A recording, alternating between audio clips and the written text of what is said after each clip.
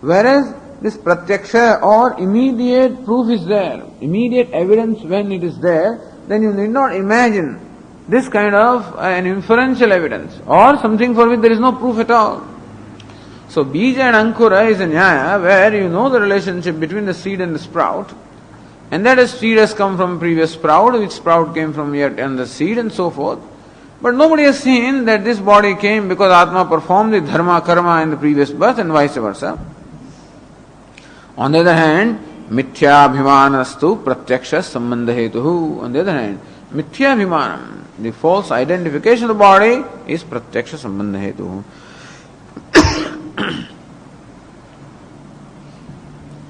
Even the sannidhi matrena, said sannidhi matrena, just as a king, in very presence of king, how things happen, how the servants function without the king having to do anything.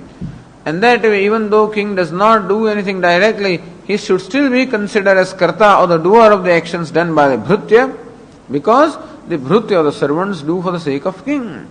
And therefore, merely by the presence or the vicinity or the proximity, how the king becomes a karta. Says, well, again in this illustration there is one catch, and that is it. That actually the king is related to the servants. Association of the king with the servants is established because king is favoring them with salary, etc., and shelter. And that's the reason why the servants work for him. Otherwise they won't. And so, that the king is associated with the servants is because of dhanadanadi. But we do not know, or we cannot say that Atma has such a association with this body, mind, etc., that Atma has bought them by paying them something or some manner. That kind of a thing is not there. And Atma cannot be said to be, that Atma, the Kriya itself is the nature of Atma, there also cannot be said. And therefore, so, natu Atmanah dhanadhanadivat shariradibihi swaswami sambandha nimittam kinchit shakyam kalpaitum. It's not possible for anyone to really imagine. Imagine means anyone to arrive at, or anyone to prove, or anyone to support this idea that Atma is in some way connected with the body. Other than that is that of mithya jnanam. So, mithya jnanam is the only possible connection. And there is of course all the evidence also that the identification of the body is mithya, inasmuch as that identification is not sustained all the time. If I am the body, then the awareness of the body can never go. The point is that the awareness of the I can never be lost. That is it. And so also if the body were I can never lose the awareness of the body. Whereas I lose it very often. Whenever my mind is engaged in some action, I am not aware of the body.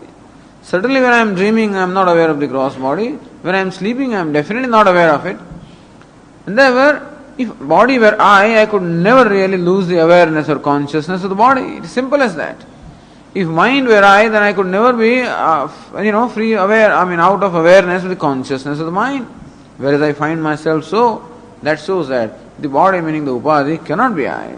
So you cannot imagine any kind of a connection between them. Whereas it is quite possible to see that when I wake up in the morning, I call this body as I. That shows that this is an identification. Etena yajmanatvam atmana vyakhyadam. Now, somebody said, Purvapakshi says, that if Atma is not really doing the actions, then how come Shruti enjoins the person to perform the actions? How come it is yajmana? Also due to mithya jnanam, that's all. Shruti recognizes the fact that there is mithya jnanam. This person has a false identification with the body and the mind, so he has a notion of an individuality, and accepting that, Shruti enjoins actions. That's called yajmanatvam. So the Bhattamata is taken care of. Now, on the page 189, says Purnanandya, Bhashya, giving the introduction to the next passage. Ye tu dehadu atma abhimanah na mithya. Little more technical and little smarter people. That dehadu atma abhimanah na mithya. There are some like this Prabhakaras. So that dehadu abhimana is identification. So taking the body as atma, that is na mithya, abhimana. This identification is not mithya, kintu atmiyatva gunayogat Gaunaha. It's a very just a technical discussion is what is mithya, gaunam, and what is pradhanam. Gaunam is secondary and pradhanam is primary. So this atmiyatva, this atma abhimana, that the body is the atma, this particular notion that this particular idea that I have, that the body I am, we say that is purely mithya abhimana, meaning it is a false notion. There is no reality about that at all. So here Prabhakaras make another proposition, and this is also a point that is commonly brought up for discussion, is that the abhimanam or the identification or this conclusion that I have that I am the body is not totally false. We accept that it is not true in a primary sense, but we don't say that it is totally false also. We say that it has a certain truth.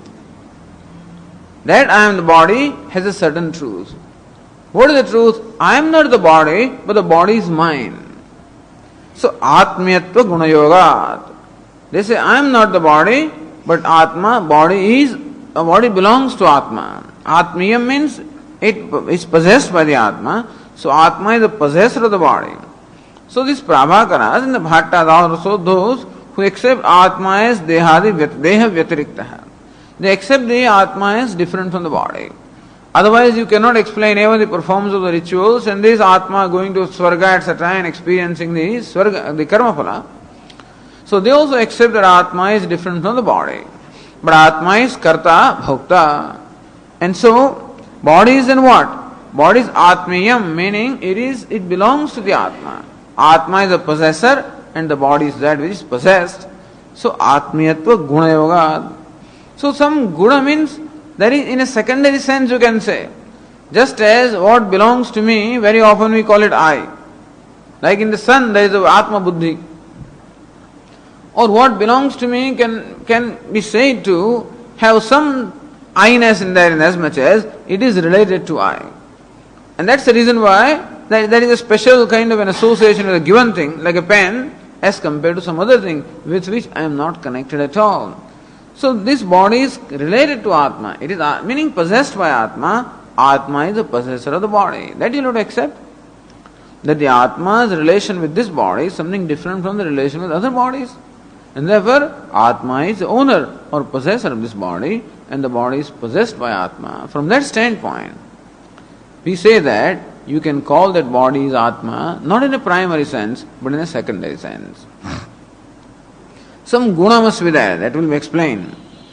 Guna says, Manavakadau simhadabhimana itiva. So, there is a bright boy, Manavaka, a little chap is there, and you call him Simha. Simha is a lion. So because this Manaka, this fellow has some qualities of Simha. Like Krauryam, Shauryam, as Bhashyakara will say, some cruelty or some daring he has. So because he has daring, etc., therefore we call him lion. Now certainly this boy is not the lion, but he possesses a quality, some qualities that lion possesses. Quality is called guna. And therefore he has some guna or some qualities of a lion. And therefore we call him in an aupacharik or a secondary sense that he is a lion. This fellow is a lion. So he is lion among men. He is iron man and things like that. Because he possesses certain qualities of iron. And iron is something that, always is very strong, very powerful. And so the person also has very great strength or power within himself, in his mind. So this kind of a prayoga is called Gauna Prayoga. Gauna means based on guna. So guna we translate as secondary, but based on guna or based on certain qualities. Just because this person has certain qualities of a lion, therefore in a secondary sense we call him lion. So also just because the Atma has certain qualities of the body, in the sense that what is it? Atmiyatvam. The Deha possess what we call Atmiyatvam, meaning it is possessed by the Atma. That is how it is connected with the Atma, and therefore, in a secondary sense, we can say that the body is Atma, not in a primary sense.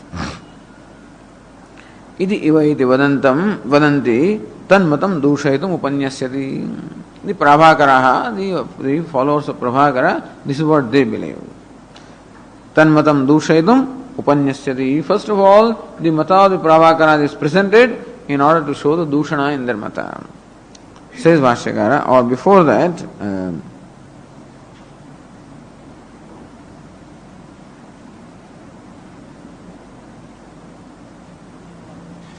it's on the next page.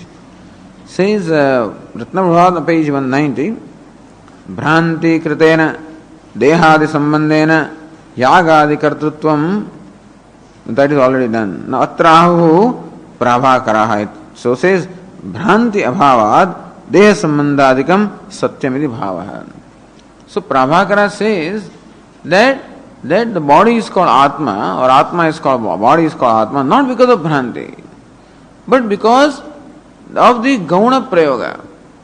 That when I call this man lion, it is not Bhranti or delusion or the false notion because of which I am calling him lion, but I am calling him lion deliberately, knowing that he is not lion, and I am calling him lion.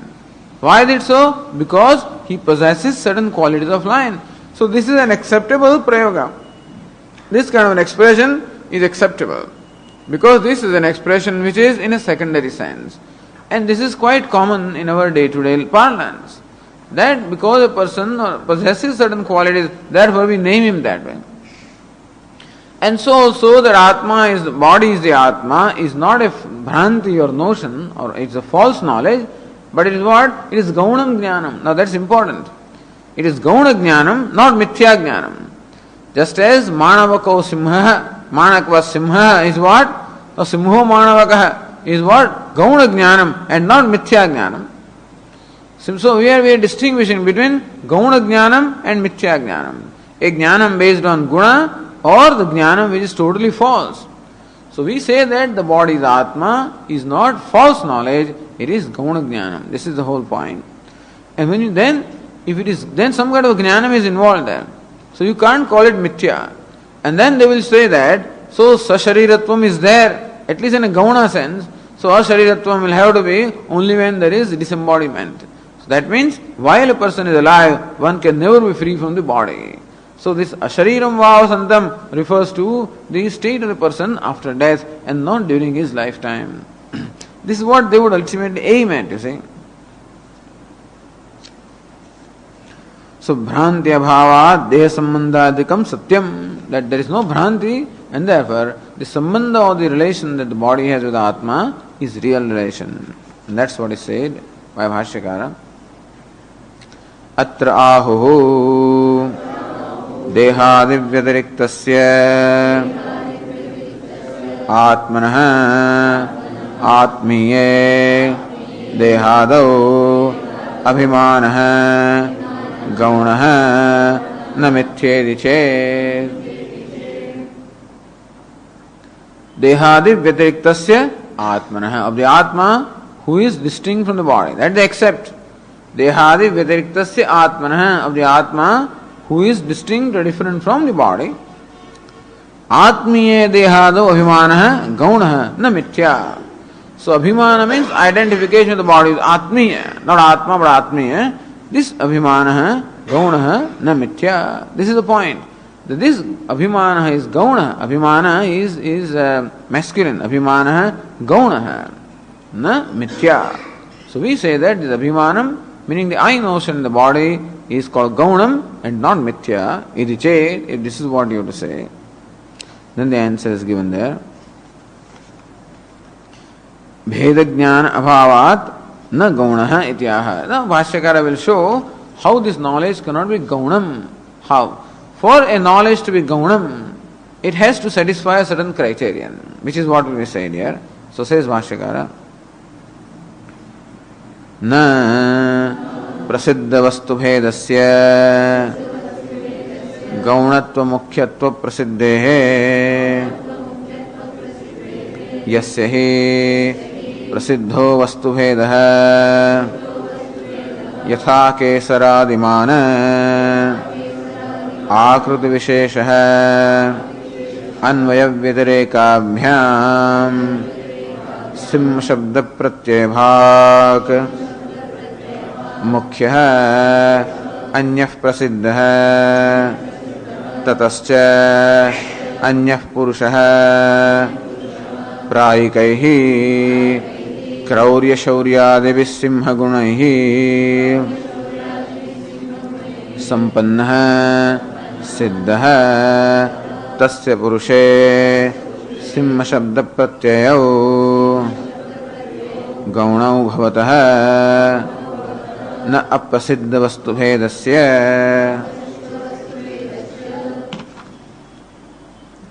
प्रसिद्धवस्तुभेदस्य. When the Veda Vastubheda is prasiddha, Vastubheda means the difference between the two things is well known, then alone Gaunatva Mukhyatva Prasiddha. When Mukhyatvam is known, then alone Gaunatvam is possible. That's all. Bhashyakar himself explains.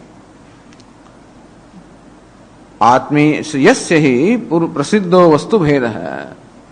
Vastu, when there are two things are there, and the Bheda, the difference between them is well known or very clear to us. यथा केसरादिमान आकृत विशेषः अन्वय व्यतिरेकाभ्याम सिंह शब्द प्रत्यभाव. One is called Simha or lion. Kesaradiman, one was that mane. Akruti Vishesha, and possessing a certain Akruti. So how Simha, possessing the mane and a particular kind of an Akruti or a particular kind of a form, is Anvaya Vyatireka Bhayam Simha Shabda Pratyabhav. That animal is called Simha, Anvaya. When this mane and when a certain Akruti is there, then it is there. And when that mane or certain Akruti is not there, then that Simha is not there. So this animal possessing these characteristics is called Simha, and another animal not possessing those characteristics is not called Simha. That's how one learns that this is Simha. We always learn things by Anvaya Vyatireka as we grow up. But that's why the first time when a word is mentioned, we may or may not immediately learn. But again and again, when we are, child is every day shown, this is lion, this is donkey, this is cow, this is monkey, So he learns about monkey, but first day perhaps he may not know right away why this is called monkey. But he notices certain features about a monkey. Then the mother says, this is donkey. Then he finds that monkey has certain thing that donkey doesn't have, donkey has certain thing that monkey doesn't have, and thus he starts recognizing certain features that are unique to an animal called monkey. And therefore his mind then says, whenever these features are there, then this animal is called monkey. Whenever those features are not there, it is not called monkey. This is called Anvaya Vyatireka. That's how we learn. A given thing is called chair, when it possesses certain characteristics. And then when you find some other thing which possessing basically the same characteristic with certain variations, then also you can recognize that object as chair. It is not that every chair is identical to every other chair. Chairs can be different, but still you get a certain idea that when certain characteristics are possessed by an object, we call it chair. Even though this has some kind of a platform, still you call it chair. One is folding, then also we call it chair. One is not folding, then also we call it chair. When you can stretch your leg, you can call it chair. Various things we call chair. In fact, those objects may have nothing in common. Still there is something in common. Some chairness is there that we recognize. That when or cowness, chairness, monkeyness, lionness. How the mind learns in course of time that this is called a cow. That certain features which are characteristic to a cow are noted by our mind, and whenever those fundamental features are found, we call that object cow. Even though the color may be different, height may be different, length, all kinds of things may be different, and still certain features are there. So by Anvaya and Vyatireka we learn. This is the learning method. Anvaya Vyatirekaabhyam, Bhashyakara mentions Anvaya Vyatirekaabhyam. Just as in course of time a person has learned what a lion is, by the process of agreement and disagreement. That Kesaradimana Akruti Vishesha, that when an animal possesses this mane and possesses certain Akruti, then we call it lion. Therefore, it is very clear to this person as to who a lion, real lion is very clear. That's why Anvaya Vyatireka is said here. Mukhyaha Anyaha Simhaha Prasiddha. A lion, an actual lion, Mukhyaha, a lion, actual lion is Prasiddha, is well known to this person. Then Tataschanyaha Purushaha. Then someone other than lion, who is a Purusha, who is a man, who is also known by Anvaya Vyatireka. That when certain qualities are, certain basic characteristics are there, you call him man or a human being, whatever it is, So So Purusha Prasiddha. So this Purusha also is Prasiddha. Lion also is well known to this person, and the human being also, or man also, is well known. Now then, these two are distinct objects. This is known to this person, because their characteristics are distinct from each other. Then Prayikaihi, Kraura Shauryadavihi, Simha Gunahi Sampannaha. Then we find that lion possesses certain qualities, like Krauryam, cruelty, Shauryam, daring or fearlessness. And we find that this person also possesses cruelty and daring, etc. Simha Gunahi Sampannaha Siddha. This person possesses these qualities which are possessed by the lion. Tasya Purushe, in a person like that, Simha Shabda Pratyayo Gaunam Bhavataha.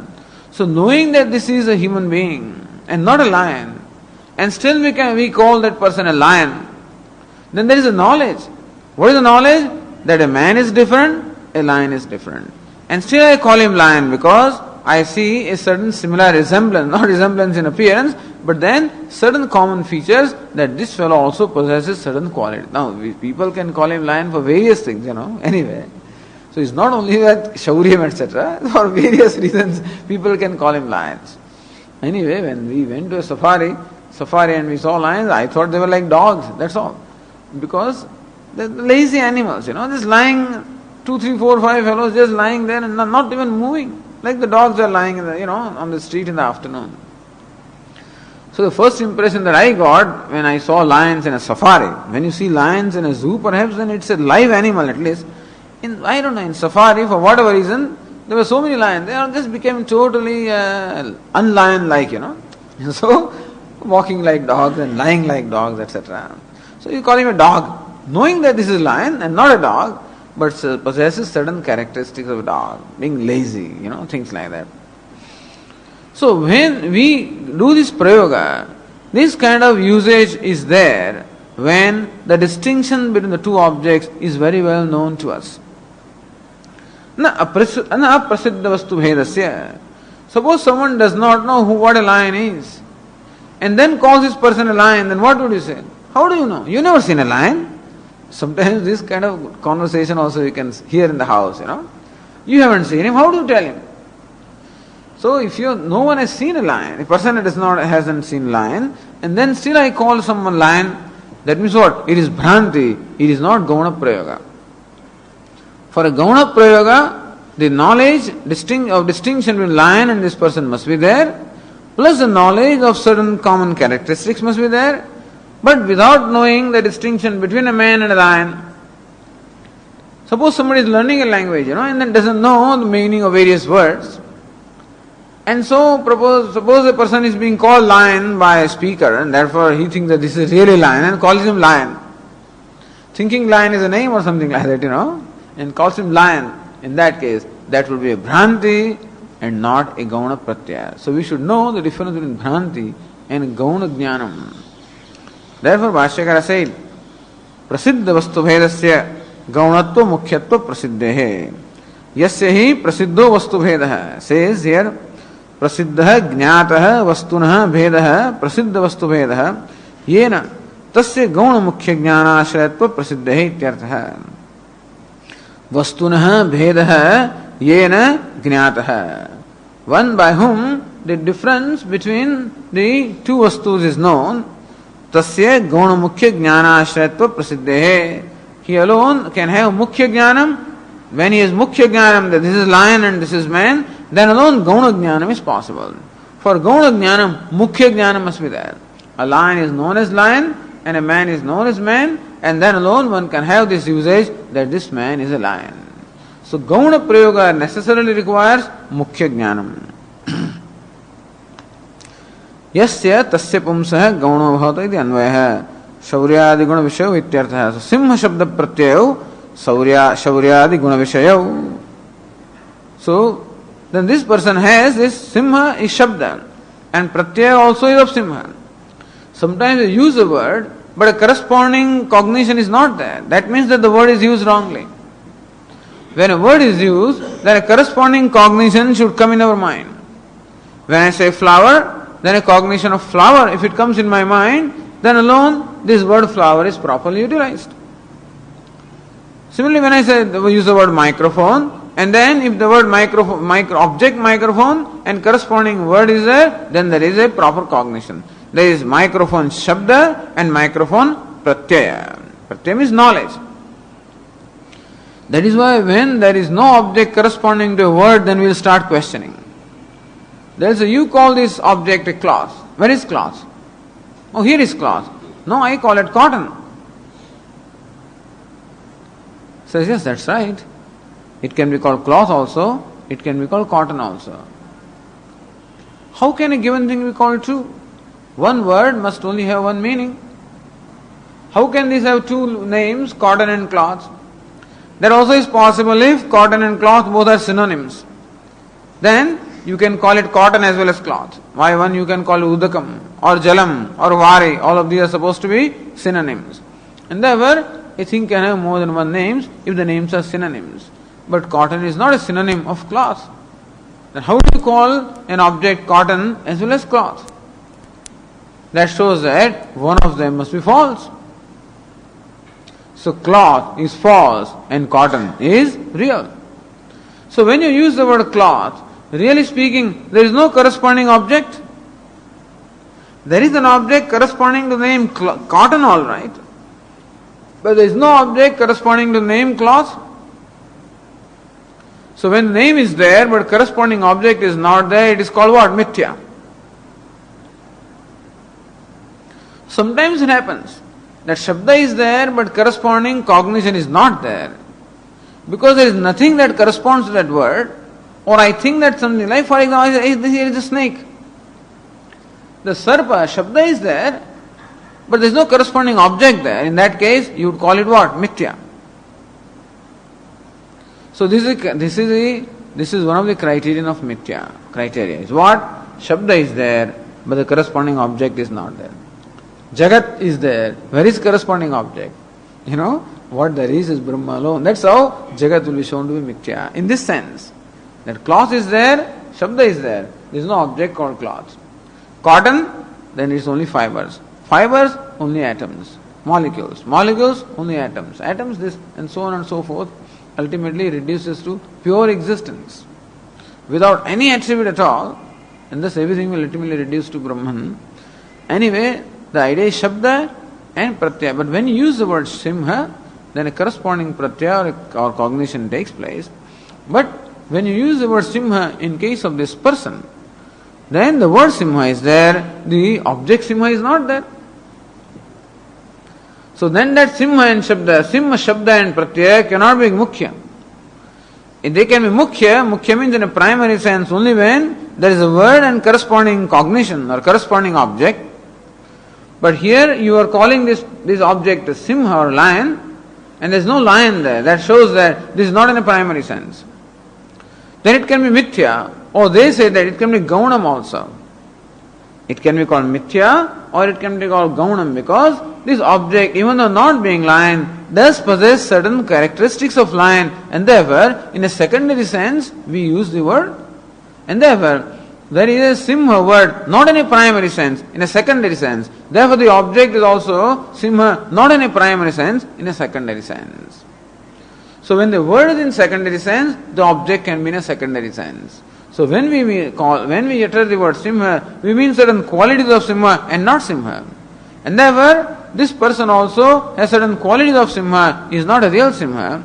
So Simha Shabda Pratyaya Gauno Bhavataha. The Shabda, the word Simha, and the Pratyaya, the corresponding cognition of the word, both of them are Gauna or in a secondary sense.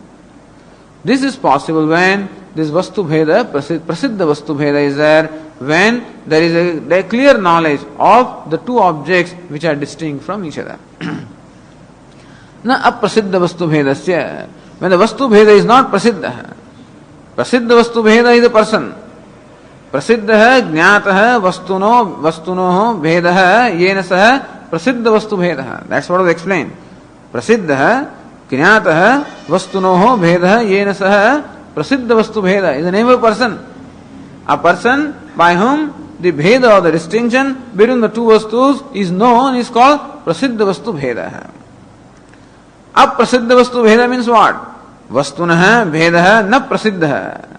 Yasya saha aprasiddha vastu bhedah.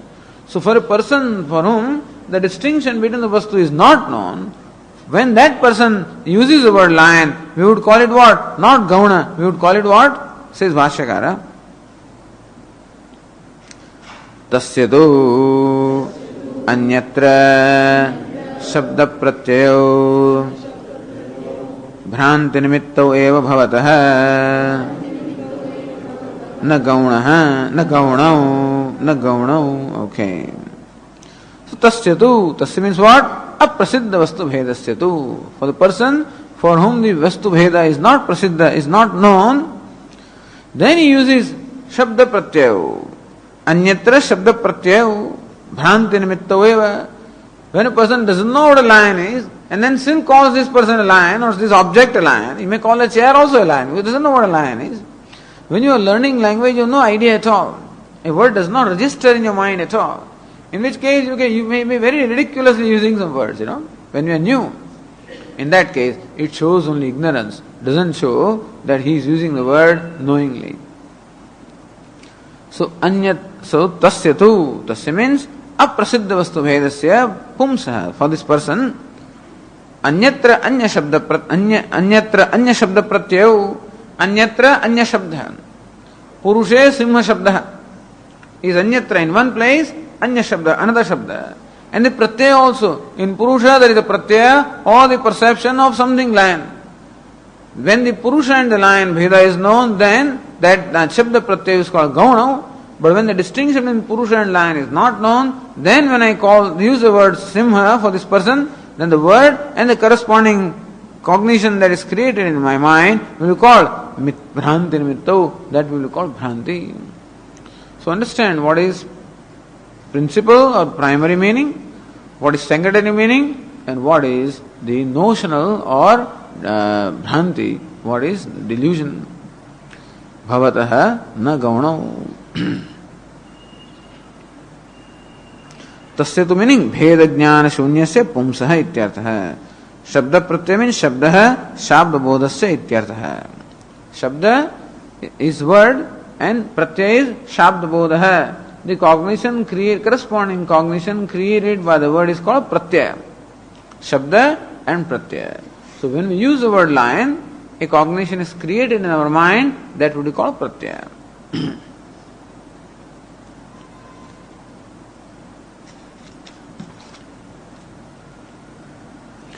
Well, go back to Purnanandiya, you can read those lines which are already explained. Atra ahuhu iti atmiyatva gunam jnapayati atmiyati says atmiyatvam atma sambandhitvam tach atma sambandha eva sacha dvinishtatvat gunah iti bhavah. Atmiyatvam atma sambandhitvam. Atmiya means one who is connected with Atma or related to Atma. Tach atma sambandha. Atmiyatva here is only atma sambandha, a relation with Atma. Tach atma sambandha eva sacha dvinishtatvat gunah. A sambandha has nishtha in both.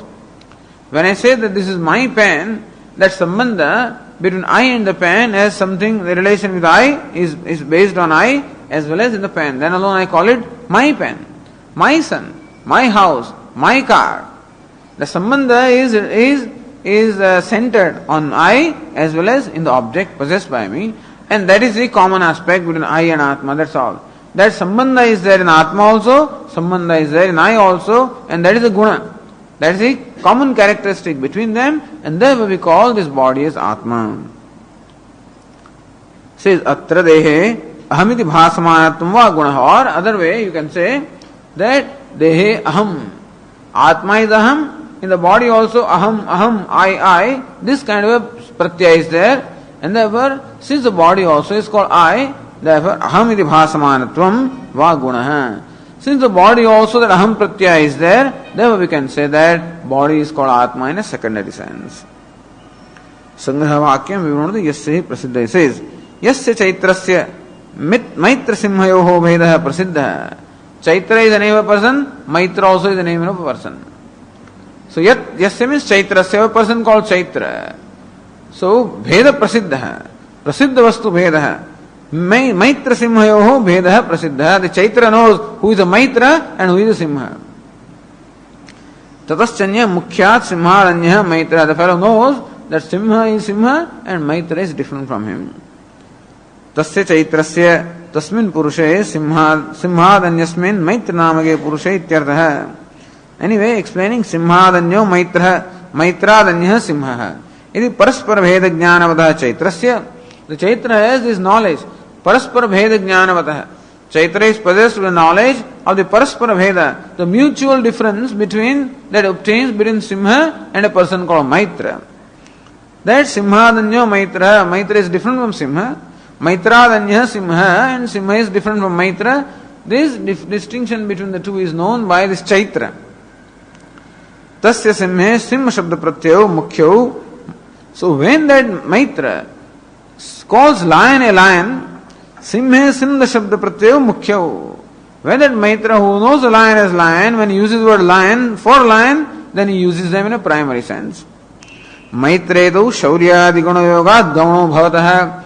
But when he uses the word lion for Maitra, then those words and the pratyaya are in a secondary sense. Tada Chaitrasya Gauna Mukhya Jnana Ashrayatvam. Then Chaitra is an Ashraya, or Chaitra is a locus of two kinds of knowledge, Mukhya Jnanam and Gauna Jnanam. So only one who is Mukhya Jnanam alone can be Ashraya, locus of Gauna Jnanam, not otherwise. Since Chaitra knows what is lion and who is Maitra, and then alone he can, in a secondary sense, for reasons known to him, use the word lion for this Maitra. Gauna Mukhya Jnanashayatvam Gaunadi Jnana Hetoho Bheda Jnanasya Sattvat. So what is the distinction there? Gaunadi Jnana Hetoho. So for Gauna Jnanam there is a Hetu. What is the criterion or the condition that should be satisfied for a Jnanam to be called Gaunam? Bheda Jnanasya Sattvat. Bheda Jnanam, or the knowledge of the distinction between these two objects, must be known, and then alone the knowledge can be called Gaunam. So for Jnanam to be Gaunam, for us to use a word in a secondary sense, its primary sense must be known, then alone we can use a word in a secondary sense. Without knowing the primary sense, if you use a word in a given sense, it will be Bhranti and not a secondary sense. So Guna Jnanam requires Mukhya Jnanam. Na Gaunaviti Bheda Jnana Rupa Hetoho Abhavadi Bhavaha. And so when a person doesn't know, the Bheda Jnanam is not there, therefore the Prayoga will not be Gauna, it is Mukhya, it is Bhranti. Okay. Now Bhashyakara gives Vedantic illustrations to show this. Samshayamulau tavat udaharati, tau udaharati. Tau, Shabda Pratyau, Samshayamulau, Samshaya, Bhranti or Samshaya. Sometimes you can use the word lion because you are not sure about it, or sometimes you use the word lion because you are deluded about it. Either because of confusion or because of delusion also you can use the wrong word. So two illustrations are given by Bhashyakara. One in which a word is used because of doubt, or and secondly the word is used because of delusion. Samshaya, not Shamsaya, but Samshaya Mulau Tau Udaharati. Tau Shabda Pratyaya, this Shabda and the Pratyaya, how they have basis in Samshaya Mulam. Samshaya itself is a Mulam for this. That Udaharana illustration is given by Bhashyakara Yada Yatha Mandairi. Yatha Mandandhakare Sthanurayam Iti Agruhyamana Visheshe Purusha Shabda Pratyayo Sthanu Vishayo. This is the Samshaya Sthalam, where there is a doubt. Yatha Manda Andhakare. So Manda Andhakare is a condition which can create a doubt. Like you are riding on the roads here, in the streets in Ahmedabad also. Manda Andhakare, at night. The lights are there, but they seem to only glorify darkness, The street lights seem to glorify darkness rather than remove darkness. Street lights create such a confusion that actually you don't see a person. Some kind of shadows are created by street light, by which people remain effectively hidden.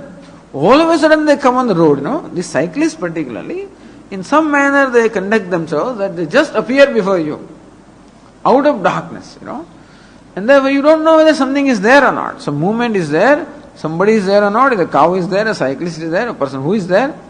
So mandandhakara is a condition that can create a doubt in your mind. Because the condition for knowing an object clearly is not there. So mandandhakara is a condition where the condition required for knowing the object clearly is not present.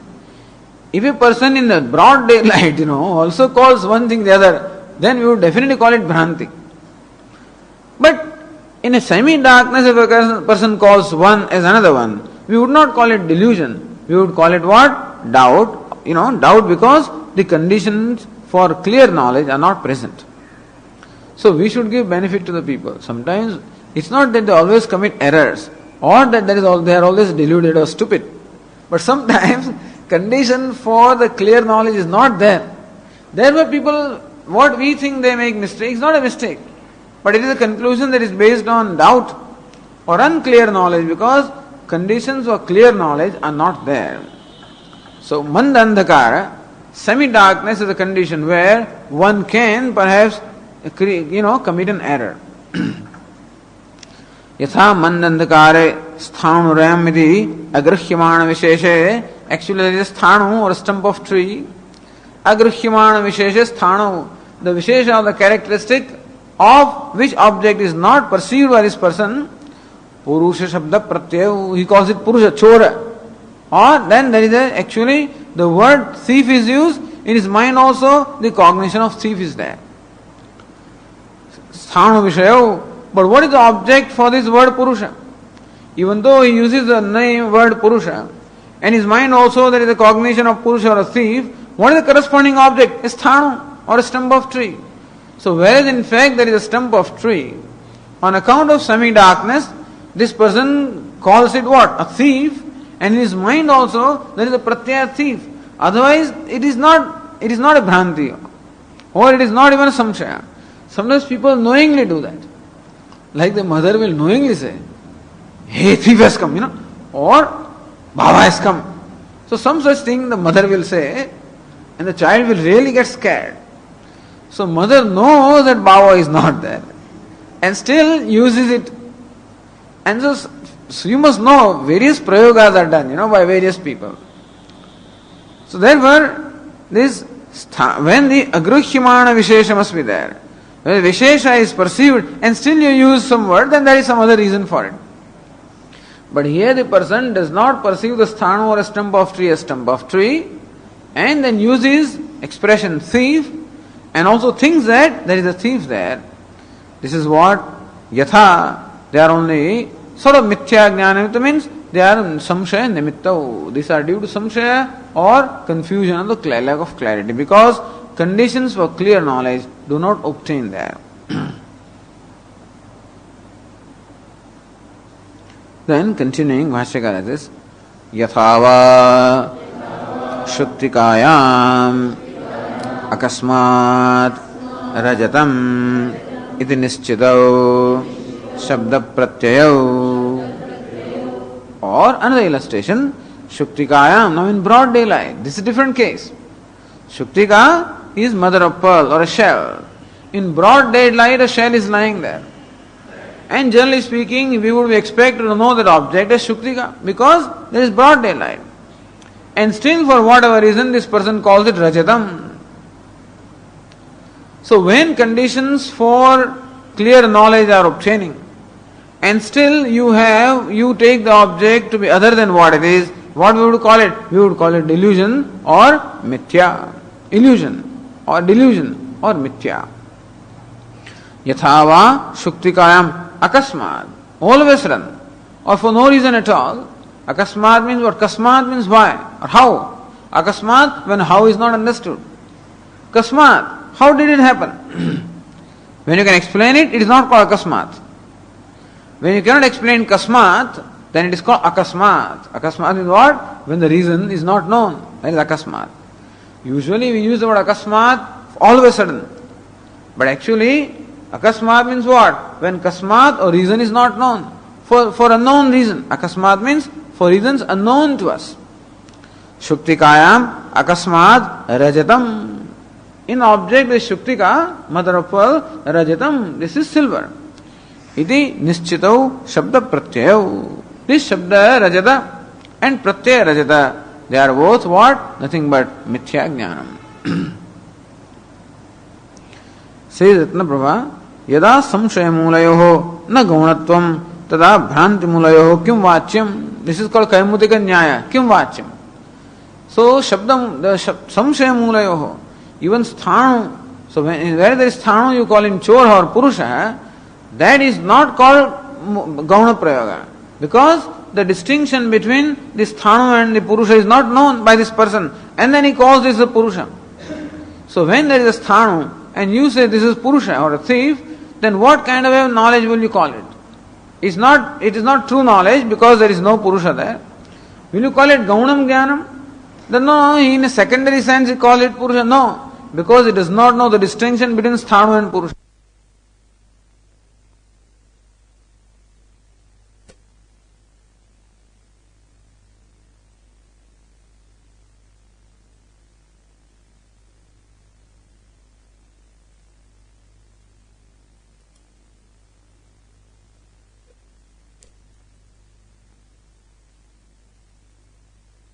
Carry him away. But when the child does not know the distinction between a sthanu and the purusha, and still uses the word purusha for that object, that is called mithya jnanam. So this mithya jnanam has its basis in samshaya, meaning in unclear conditions. Then in broad daylight, when in fact the object is shuktika, and that person uses the word rajata, that is definitely mithya jnanam. What to talk of it? Kimu vaktavyam?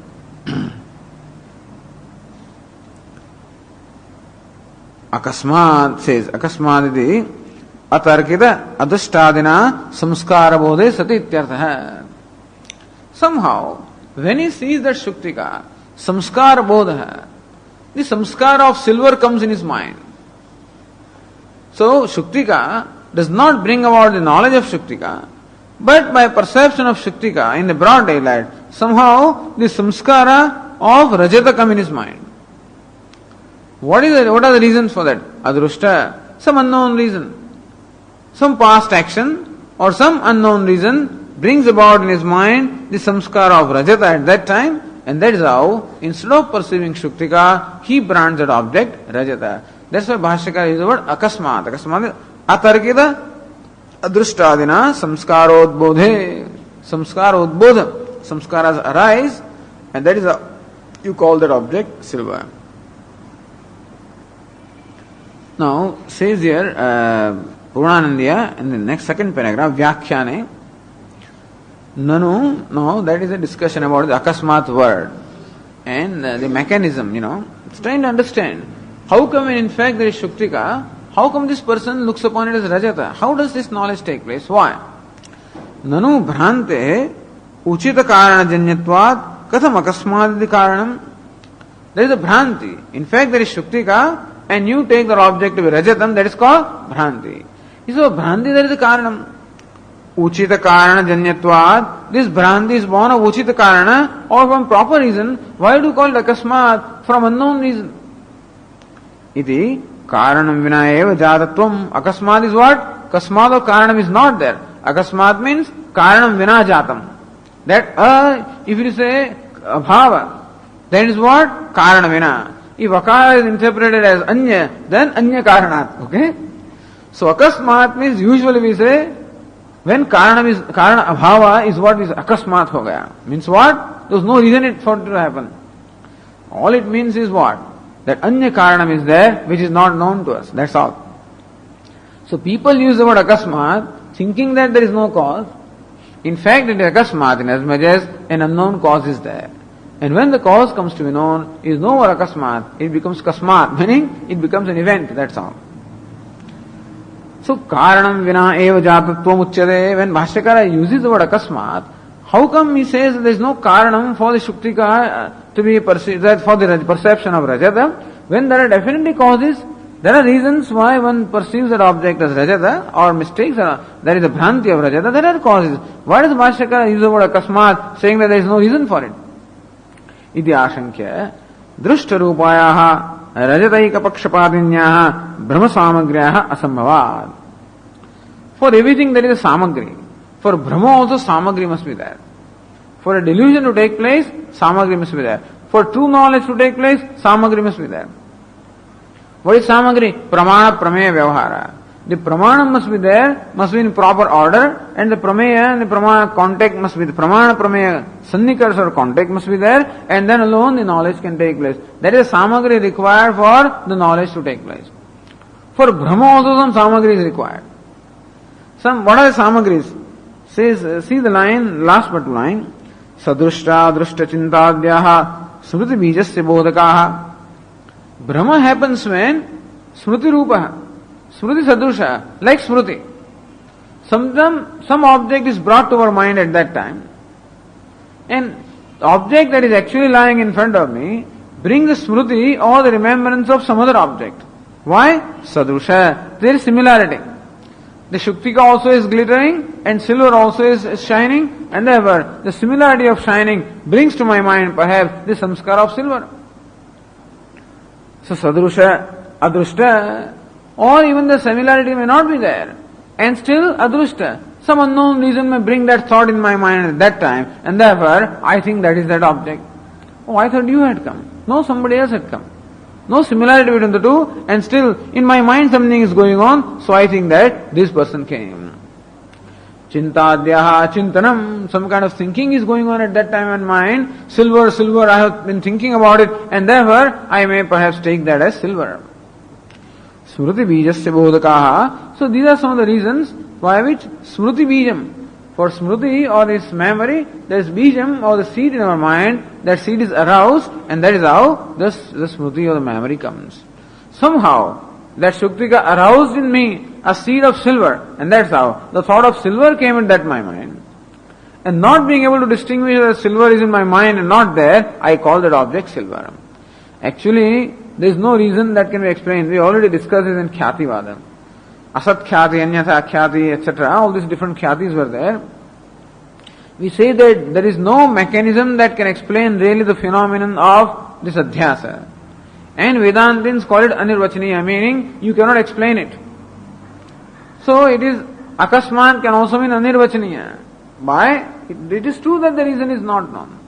Because if the reason is there, then perhaps every time you pass from that place, you should see it as silver. Or whoever passes from there, you should see it as silver, etc. If a particular reason is there. But there is no thing that you can really identify the reason why this Bhranti took place. Is it that the snake is in my mind, therefore I see it as rope? Then everywhere I should see snake because it is in my mind. Is the snake, does it have some connection with rope? Then wherever rope is, I should see a snake. It's not so. Is it that because it is semi-darkness, that in a semi-darkness, it's not that I always make this mistake in semi-darkness. Or because I was thinking in a certain pattern, therefore it happened, but then I think in that pattern on different occasions, but that doesn't always happen. So you cannot really pinpoint any reason for a Bhranti to take place. That we call it anirvachaniya. The whole creation is anirvachaniya, therefore. And so, akasmat can also mean anirvachaniya. However, the Tikakaras here explain adrushta, etc. Adrushta adina, atarkira. Atarkira means for which there is no tarka, for which there is no explanation. That which cannot be explained, like adrushta or sadusha or sadrusham, etc. So one of these things may be responsible for a person to take the object as silver, whereas in fact it is Shuktika. So this Brahma samagriyaha asambhavat. In short, drishta rupayaha, an evident samagri for Brahma is not there. There is broad daylight, and therefore it only stands to reason that we should know that object clearly, because there is broad daylight. So really the samagri for Brahma is not there. If it was manda andhakara, then we may imagine that somebody can commit a mistake or there can be delusion. But in broad daylight, why should there be delusion? And still the person takes Shuktika as silver. So, drishta rupayaha rajataika pakshapatanyaha. There is a pakshapata for rajat alone and nothing else. This delusion of rajat or silver alone occurred, and not of an elephant or not something else, or the knowledge of Shuktika did not happen. Brahma Samagryaha Asambhavat. You cannot explain the Samagri of the Brahma for this Brahma of Rajata. Adrushtadi apekshatvam akasmat shabdena vivakshitam. And therefore, adrushtadi apekshatvam. We say that some cause must be there, which is unknown cause. Therefore, it is some unknown cause. Not absence of cause, but unknown cause, some other cause. Akasmat shabdena vivakshitam. By the word akasmat, there is a vivaksha or intention of indicating that there is a cause other than the known causes. Atarkida adrushtadina iti. Brahma rupa karyotpattehe purvam pramanena anischitatvam adrustasya atarkitatvam. Brahma rupa karyotpattehe purvam pramanena anischitatvam. So, pramanena anischitatvam. By pramana, there is no nishchaya. Brahma rupa karyotpattehe. Brahma is also a karya. So, knowledge also is a karya. By pramana, prameya vyavahara. Brahma also is karya. Brahma rupa karyotpattehe. So, for the karya such as Brahma to be created, there is anischitatvam adrustasya pramanena purvam pramanena anischitatvam. So, by the pramana, you cannot do anischitatvam, meaning pramana is not able to ascertain what this thing is, and that is adrustasya atarkitatvam. That adrusta, some unknown cause is there, and that's why there is no tarka there. Etene karyaikoneyam adrustamidi yuktam bhavati. Therefore, what is the reason? Why does it happen? Karyaikoneyam. From the karya alone you can innay, meaning you can infer from the effect alone that some cause adrushta is there, that's all. Adi shabdena sadrushta adrushta chintadyaha smriti bijasya bodhaka adi shlokokta chintadikam uchyate. Or there could be some other reason, otherwise like sadrusha, etc. Tathadya drushta karanasya rajatakotyeka pakshapadinah nirupayitum ashakyatvat. Since for drushta karanam, a karan that is known to us, which can enable us to see why this delusion of Rajata alone happened, since that cannot be arrived at. Adushtadikameva tadasadharanam kalpyate. Therefore, we imagine that there is some cause which is unknown to us. Adrushtasya karyaikoneyata. Adrushta is that which is only inferred from the karya. Drushta is something which is unknown to us. Then we know the karya. But when a karya is there, the cause is not known, then we imagine that some adrushta or unknown cause must be there. Adrushta also can mean purva karma, etc. In this case, karyaikoneyataya yatha karyam eva tat kalpyate. Therefore, in keeping with the effect, we imagine some corresponding cause. Etad abhiprayena eva adrushtasya atarkitatva vishesham dattamid bhavaha. With this abhipraya alone, Bhashyakara uses the word akasmat there. Or the Ratna Pravakara calls it atarkita adrushta. Adrushta is not a product of tarka in that sense, because you do not know what it is. So that which cannot be explained, but we know it is there, that kind of a cause is there for this bhranti. Drashta rupaya rajataika pakshapati brahma samagraha nirupayitum ashakyatvam bahuda brahma vidya varane shri guru charanahi prapanchitam iha vistar bhayaduparamyate. All of this is at length discussed by his guru in a grantha called Brahma Vidya Bharanam, which is another commentary on Brahma Shankara Bhashya, where this point is elaborately discussed, and so we are not discussing it here. Okay. Vistar bhayaduparamyate, it would become too elaborate, and therefore we are now become quiet here. Uparamyate. So we stop here.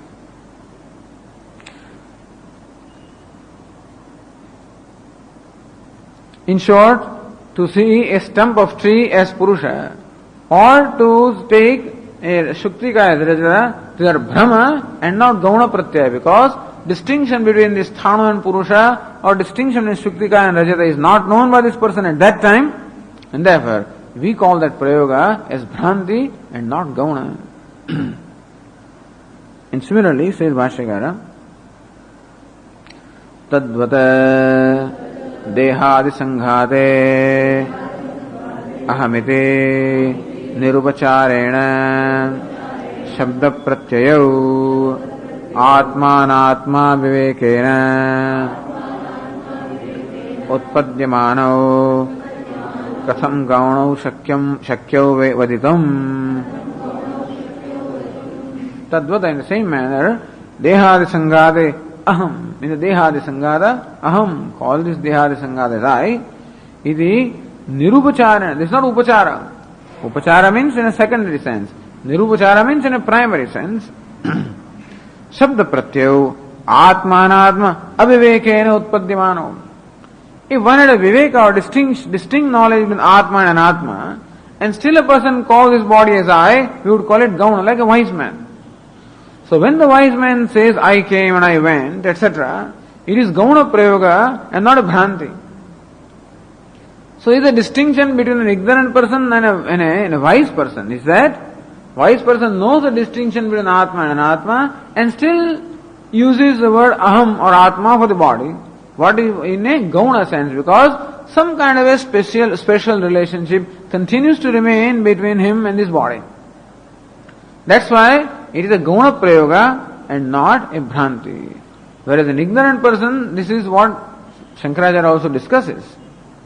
Sarva karmani manasa sanyasyaste sukham vashi navadvare pure dehi naiva kurvanda karen. So navadvare pure dehi, in a body which is possessed of the 9 gates, in that the wise man sits. Says everybody sits in the body. Why do you say the wise man who sits? Says the wise man who knows that I am sitting in the body and everybody else thinks that he is sitting on an asana. I said I am sitting on an asana, that means what? The body is I. Wise man says, I am sitting in the body. That means that he knows the distinction between the body and the Atma. The other person does not know, and therefore, for him this prayoga is what? Gauna, and not Bhranti. For the other person, that prayoga is Bhranti. So even though the prayoga is the same, whether it is Gaunam or Bhranti is determined by the knowledge and not by the prayoga. So just because a person says I does not mean that it is Bhranti. It can be Gauna Prayoga also, like an actor. Says, I am a beggar or I am a king, etc. That is not a Bhranti. It is what? Gauna Prayoga. Because that costume, etc. is there. Tadvat dehadi sanghade ahamiri nirupacharena shabda pratyayo atmanatma avivekena utpadyamano. This shabda pratyaya in the dehadi aham and the corresponding sense also are created because of aviveka, non-discrimination between Atma and Anatma, and therefore, katham gaunam shakyau vaditum, how can you call them gauna? They are bhranti, definitely. This is the idea. So, Prabhakara said that this aham pratyaya in the body is gauna. Here it is shown that pratyaya is bhranti and not gauna.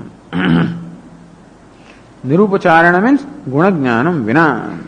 So, without knowing the distinction, they are using this, therefore they are bhranti actually.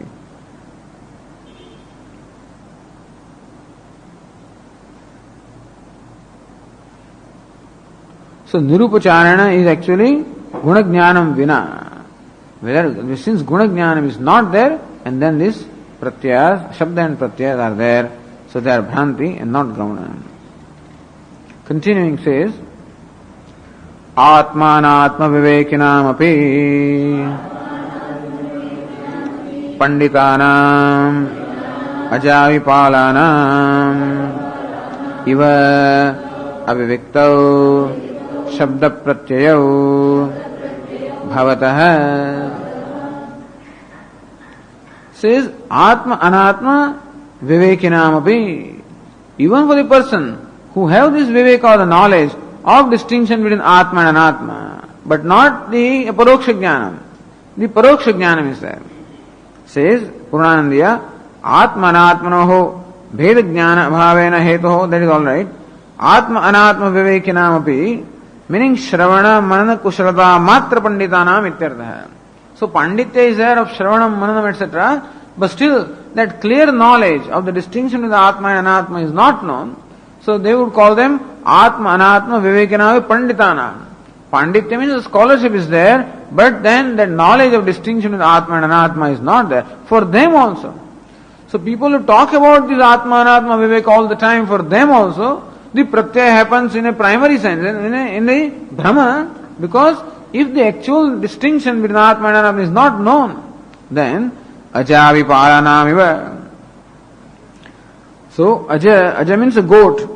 Avihi Aja Vishesha Stri Rupa. So goat and sheep, etc. So this cowherd boys, who have spent all their life only with goats and sheep. So their knowledge you can imagine. Whatever you're dealing with for the life, that is the kind of knowledge you will have, So these people who always been having with the herds of the goats and sheep, so they obviously, when they call the body as I, they just mean what they say, meaning that distinction with I and body is not known. And the people who talk about the distinction but do not know, even they also have the same Brahma. Aviviktau shabda pratyau bhavatah. That when, for Panditas also it happens, then what to talk of the sheep boys, the cowherd boys. So aviviktau shabda pratyau bhavatah. Even for the Pandita or the scholars, the shabda atma and the pratyaya atma in the body, they happen without the viveka or distinction.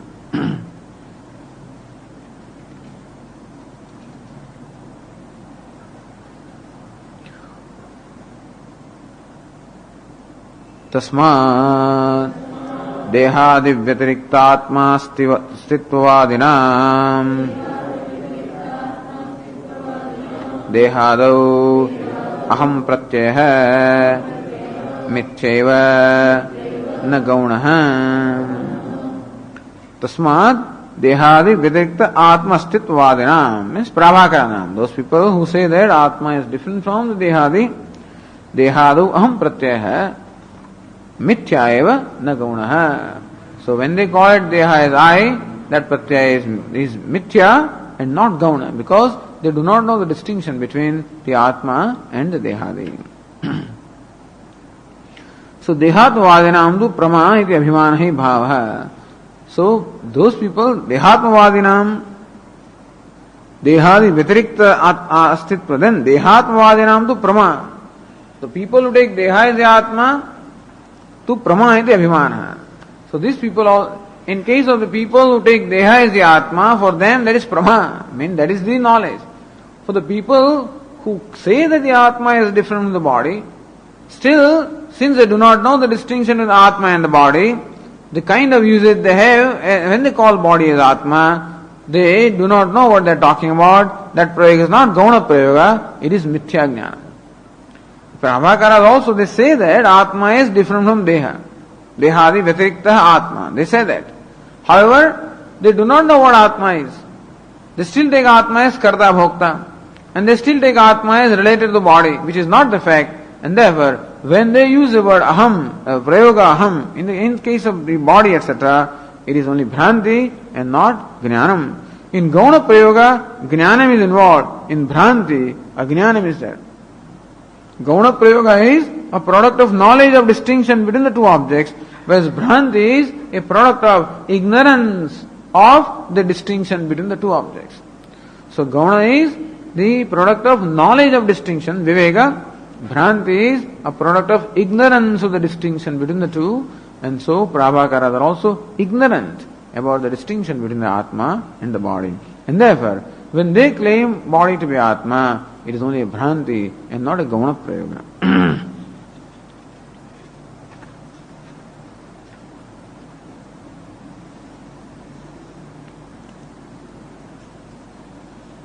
Therefore, the last sentence here, tasmat mithya pratyaya nimittatva sasharirittvasya siddham jivatopi vidushah ashariratvam. Tasmat mithya pratyaya nimittatvat sasharirattvasya. The sashariratvam, being embodied, is what? Mithya pratyaya. So that I am the Atma, I am the embodied self, is the notion, is notion really, or is the understanding that arises because of mithya, bhranti, and not because of in knowledge. That is why mithya pratyaya nimittatvat sasharirattvasya siddham jivatopi vidushah ashariratvam. So even when a person thinks that he is embodied, he is not embodied because he is claiming that he is embodied, is a bhranti, and not that Atma has anything, any relation to the body.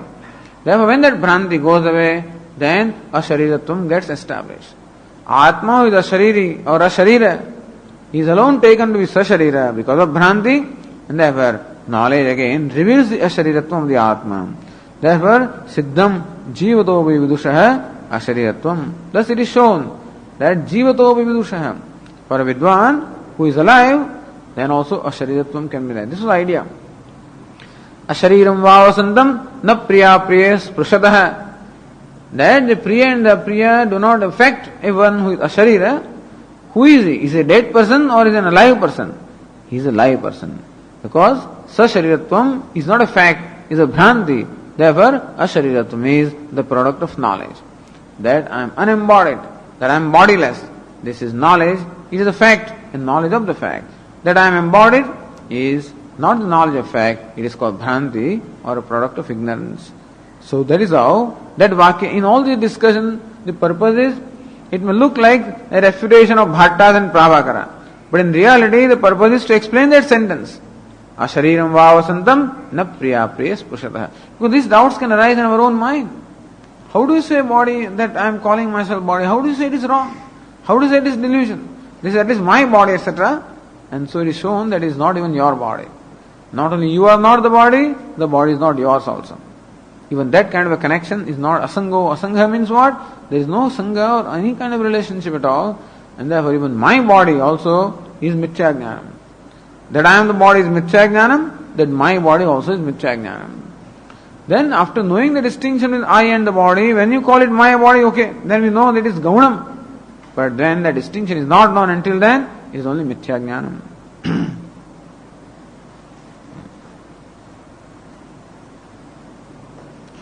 Om Purnamadah Purnamidam Purnat Purnamudachyate Purnasya Purnamadaya Purnameva Vashishyate. Om Shanti Shanti Shanti. Shankaram Shankaracharyam Keshavam Badarayanam Sūtra Bhashya Krutau Vande Bhagavantau Punah Punah. Ishvaro Gururatmedi Murti Bheda Vibhagine Vyomavad Vyapta Dehaya Dakshina Murtaye Namaha. Om Shanti Shanti Shanti. Om Atha Prattu Samanvayat. 90, last line here. Tasmat Dehadi Vyatiriktatma Stitvavadinam Dehadau Aham Pratyah Mithyaiva Nagaunaha Tasmat Mithya Pratyay Nimittatvad Sasharirattvasya Siddham Jivatopi Vidushaha Ashariratvam. Concluding the discussion on the Shruti, Ashariram Vavasantam Na Priya Priye Sprushataha. What is the meaning of the word Asharira there? Is it the freedom from or being in a state which is devoid of the body? Bhashyakara says no. Sashariratvam is nothing but the knowledge of the Atma who is Asharira. Different questions were raised. One of the questions is okay, that Atma, this body is not Atma, alright, but body is Atmiya, is connected with the Atma. In that sense also, in a secondary sense, it can be called Atma. And therefore, Dehadu Aham Pratyaya, calling this body etc. as I, is not Mukhya but Gauna Pratyaya. It's not Mithya or Brahma. Brahma is totally wrong, whereas Gauna Pratyaya has, even we deliberately, because of the association or the similarities or because of some common features, we call like a person being called a lion because he possesses certain qualities of lion. Therefore, so we know that he is not lion and still we are calling him lion. Therefore, when we deliberately call a person lion because of a certain reason, it's not Brahma or delusion, but there is some knowledge involved there, and this is called gauna pratyaya, meaning a designation or a designation, a nomenclature that comes on account of some guna. Then they said, no, this is not so, because when you call a person lion, then you have in your mind the knowledge of distinction between the person and the lion. You know who a lion is, you know what this person is, you have the knowledge of there being distinct entities, and still on account of certain similarities of the qualities, you are deliberately calling him lion. So gauna pratyaya requires the knowledge of the distinction between the two entities, whereas here the distinction of the Atma and Anatma is not there. When such a distinction is not there, like in the semi-darkness, where in fact there is a sthanu or a stump of tree, and you take it to be a thief. It's not that you know that this is sthanu and then you call him thief. So the distinction between the sthanu and the chora is not known. Or rajata, shuktika and rajata, and even in the broad daylight when in fact there is shuktika and you take it to be rajata, again that distinct knowledge of distinction is not there. So in all such cases, this pratyaya or designation would be mithya or brahma and not gaunam. And therefore it said, dehadi vitrikta atmasthitvadinam dehadu aham pratyaya mithya eva na gauna. Therefore, those people who say that the deha is different from the Atman and still choose to call deha is Atma, that is a Brahma, and it is not a gauna pratyaya. Tasmat mithya pratyaya nimittatvat sasharirattvasya siddham jivatopi vidushaha ashariratvam. Siddham, therefore it has been shown how sasharirattvasya, that sashariratvam or being embodied with, in case of Atma, is mithya pratyaya nimittam. The sashariratvam, I am embodied, that is a product of mithya pratyaya or Brahma on account of the aviveka or the non-discrimination between the Atma and the Sharira, and therefore, in fact, Atma is Asharira. Therefore, Siddham, when that Brahma goes away, if it is Gauna Pratyaya, it can never go, because body has some Atmatvam in them. So when you say body is Atmiya, meaning connected with the Atma, then some Atmiyatvam, some Amsha of Atma is there. Here we say Atma is Asharira, has no relation whatever with the body. It's not even my body. Atma's body it is not. Not only that the body is not Atma, but body doesn't belong to Atma. There is no such connection whatever. And there any kind of association even that I feel with a given body, that I call this body as I, definitely it is Brahma. But if I call that body as mine or whatever, then also it is Brahma and not a Gauna Pratyaya. So when a person does not know that the body is not mine and calls it mine, definitely it is Brahma. If he knows, like a wise person knows that the body is not I and still calls it I, or knows that the body is not mine and still calls it mine, then we will not call it Brahma. We will call it some kind of a knowledge. What is you can call it Gaunam, or what they call Aharya Jnanam, meaning knowing, like an actor knows that he is not the beggar and still calls him a beggar. Okay. Similarly also the wise man can call this body as I went and I came, etc. But then in fact he knows the Atma is Ashariraha, and therefore Siddham Jivadopi Vidushaha Ashariratvam is shown here by this discussion how for the wise man, Jivadopi, even when he is alive, Ashariratvam. Even though the body is there, he is still Asharira. Therefore, Ashariram Vavasantam Na Priya Priyas Prushataha. That the Priya and the Priya, these pairs of opposites called Samsara, Na Sprushataha. They do not touch him, meaning they do not have any influence upon him. Even though he is such a Ashariram, he is not the person, he is being told. Ashariram Vavasantam. This person who is Ashariraha, meaning the person who has the knowledge of Atma is Ashariraha, he becomes free from the influence of the Raga, Dvesha, etc.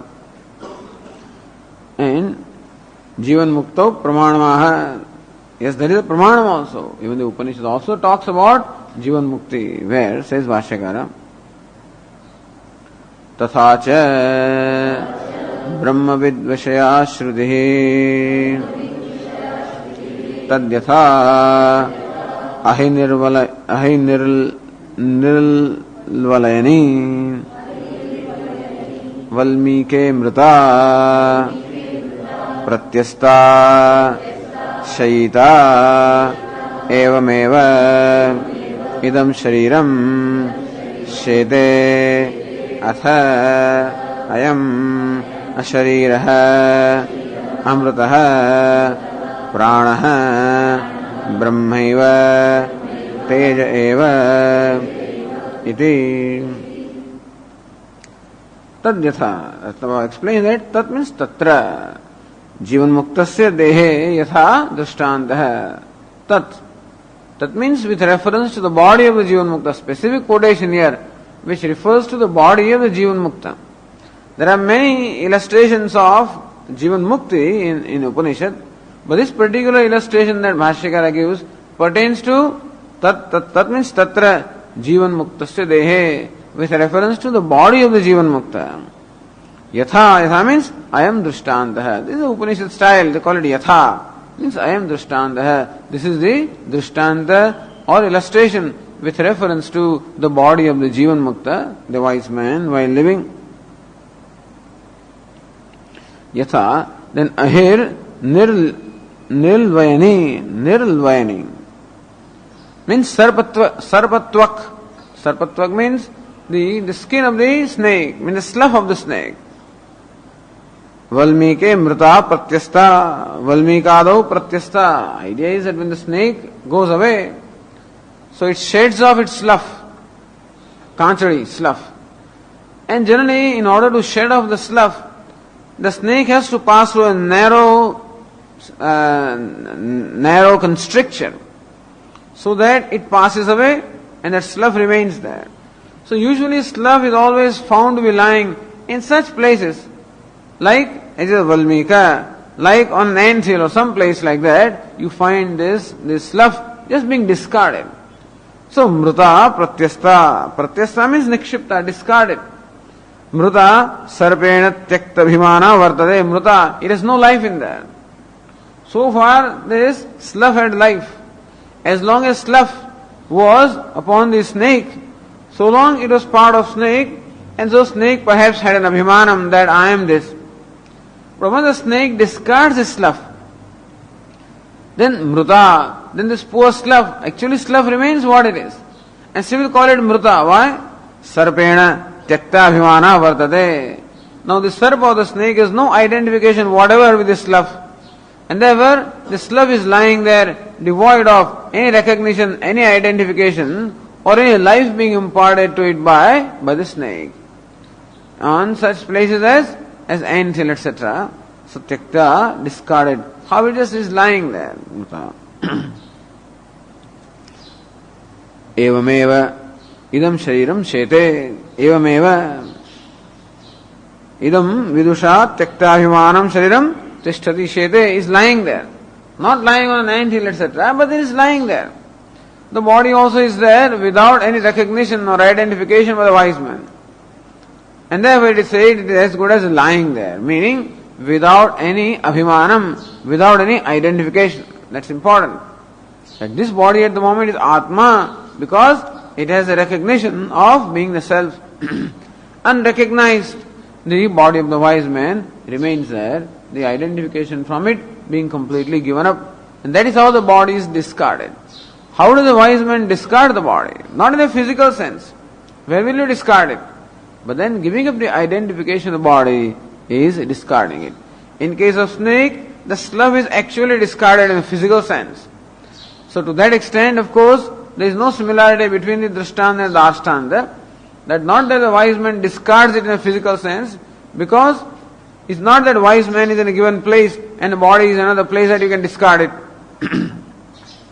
Atma not being confined to a place, that the Atma is confined, that idea is born on the account of the identification of the body, and therefore when that idea is not there, it is said that the body is discarded by that. No more gives a reality, meaning no more has any identification with the body. So, Shayita evameva idam shariram shayate. Having said this, then what's the nature of ashariram va vasantam? Who is asharira? That is being said, atha I am asharira, same thing. So just as asharira word comes in Chandogya Upanishad, So also it comes in Brihadaranyaka, where of course the Brihadaranyaka Upanishad explains in a greater detail what is meant by ashariratvam, as to how a wise man discards the body, and that is how it becomes asharira, and not the body is dead. That ashariratvam is not the state which is because of the death of the body. Ashariratvam is the state because of discarding the body. Athayam ashariraha. Atha means tatha. Tvacha nirmukta sarvavat eva ayam dehastha ashariraha. Atha here says tatha. Then similarly, tvacha nirmukta sarvavat, just as this sarpa who is completely free from this tvacha, ayam dehastha ashariraha. Ayam means dehastha, this embodied one, meaning the Atma is ashariraha. He is unembodied, just as the snake is unembodied. Snake in the primary sense of discarding the body. Wise man not in that sense. Wise man in the sense of discarding the abhimanam. Whatever made him sasharira, that factor is given up. So what made him sasharira was identification with the body. That having been given up, he is now asharira. Sayam asharira amrutaha.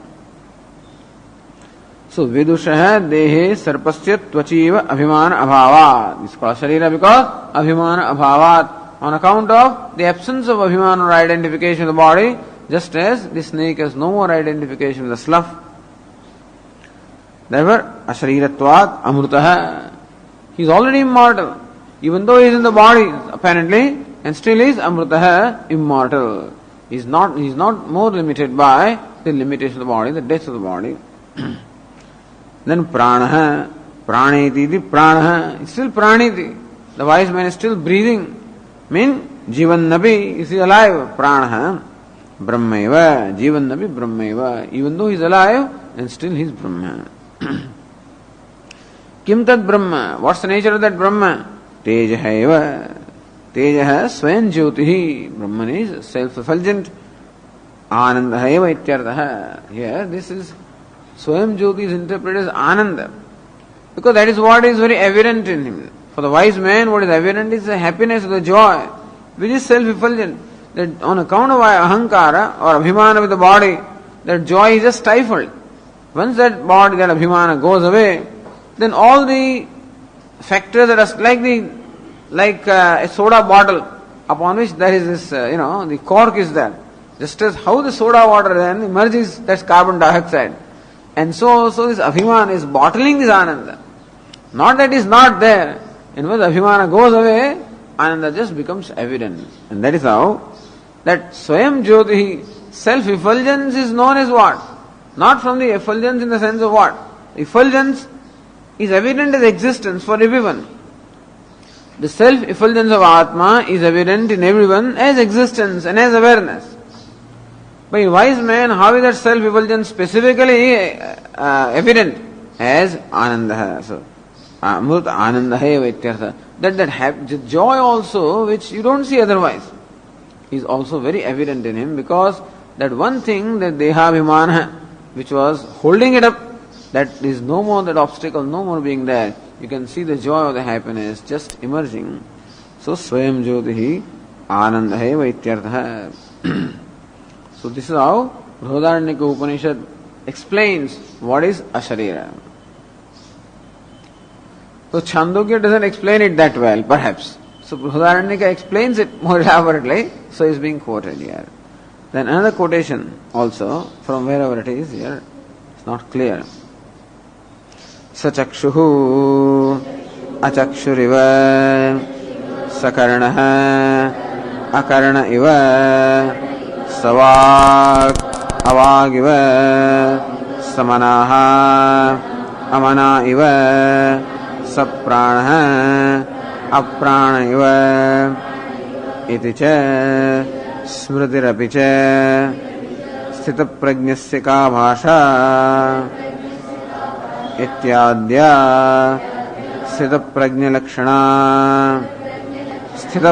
lakshanani आचक्षाणां विदुषः सर्वप्रवृत्ति संबंधं दर्शयति.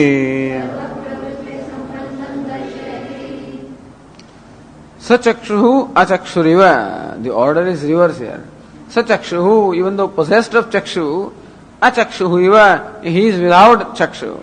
It's the other way around. Even though without chakshu, he is as though possessed of chakshu. That's how it is to be read. So explains Ratnabhavakara, vastutaha achakshurapi. Vastutaha. In reality, achakshuhu, this wise man, who is achakshuhu, knowing himself as achakshu, meaning devoid of any eyes, sachakshuhu iva, bhadir chakshuradi anuvritya, sachakshuhu iva ityadi yodyam. It is not sachakshuhu, but sachakshuhu iva. Even though devoid of the eyes, he is as though with the eyes. How can it be? So he is functioning as though possessed of the eyes, even though he remains without the eyes. Bhadida chakshuradi anuvritya. That bhadida anuvritti. That formerly also he was acting, formerly he was behaving as though he had the eyes, because there was identification with the eyes. And now also he continues to function in the same manner, or in a similar manner. So what is the difference between the earlier times and now? Bhadita anuvritti. That formerly there was an identity, really the eyes were taken to be self, and now the eyes are known to be non-self, and still he is functioning as though the eyes belong to him, because that bhadha is there. Formerly the eyes were the Atma, and now the eyes are not, I know not to be Atma. And still then, for the sake of Vyavahara, that functioning continues to remain. This particular thing is called, like an actor functioning through a costume, is called Bhadita Anuvritti. And so, Bhadita Chakshuradi Anuvritya Sachakshuhu iva. So he is as though, that is a Sasharira. The Sasharira also is what? Nothing but identification with the body. So wise man appears to be embodied because of the continuing to function through the body, as though, even as he was functioning earlier, except that earlier he was functioning on account of ignorance, identifying with the body, and now he is functioning knowing that he is not the body. So, achakshuhi, sachakshuhu iva, ityadi yogyam. And so, vastutaha akaranovi sakaranaha iva. Even in reality, even though without being ears, meaning without being sense organs, he is functioning as though he possesses the karana. Avag